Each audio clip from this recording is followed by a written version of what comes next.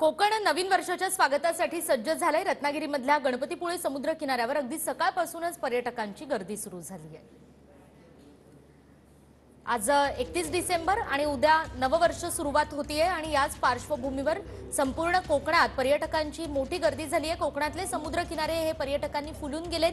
आपण पाहतोय हा गणपतीपुळेचा समुद्र किनारा आहे आणि या ठिकाणी सुद्धा वॉटर स्पोर्ट्ससाठी पर्यटकांची रेलचेल दिसतेय। तब्बल 5 लाख पर्यटक कोकणातल्या विविध ठिकाणी समुद्र किनारी नववर्ष साजरे करण्यासाठी दाखल झालेत।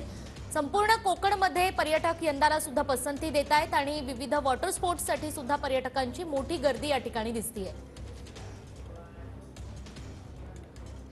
नवीन वर्षाच्या स्वागताप्रमाणेच समुद्रातील चित्तथरारक खेळांचा अनुभव सध्या पर्यटक घेत आहेत।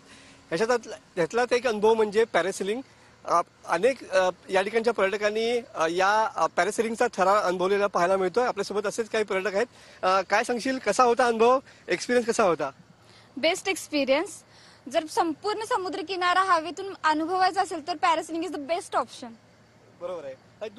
तू कसा या ठिकाणी तुझा अनुभव कसा होता? वरती गेल्यानंतर काय वाटलं? कारण हवेची स्पर्धा होती, समुद्राच्या पाण्याची स्पर्धा होती। हवेची स्पर्धा होती आणि मी म्हणेल की सगळ्यांनी हा एक्सपिरियन्स लाईफ मध्ये एकदा तरी अनुभवावा। आपल्यासोबत आणखीन काही पर्यटक आहेत। काय सांगाल दादा, छोट्या मुलांना घेऊन तुम्ही या ठिकाणी डीप केलं? आमच्या परिवारासह इथं आलेलो आहे गणपतीपुळेला, नाशिकवरून आलेलो आहे। खूप मजा आली, हवेशीर आनंद आलेला आहे। पाण्यात जी डुबण्याची मजा असते ती काही ओव्हरत असती।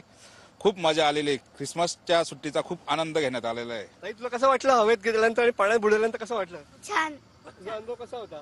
मस्त। ताई, तू काय सांगशील, काय वाटलं तुला? खूप छान वाटलं। खऱ्या अर्थाने एक वेगळा आणि चित्तथरारक असा अनुभव। प्रत्येकाने हा अनुभव अनुभवल्याशिवाय यातली मजा आणि गंमत काय असते आणि थ्रिल काय असतं हे समजू शकत नाही। कॅमेरामन समित गजनेसह मी मनोज लेले, TV9 मराठी।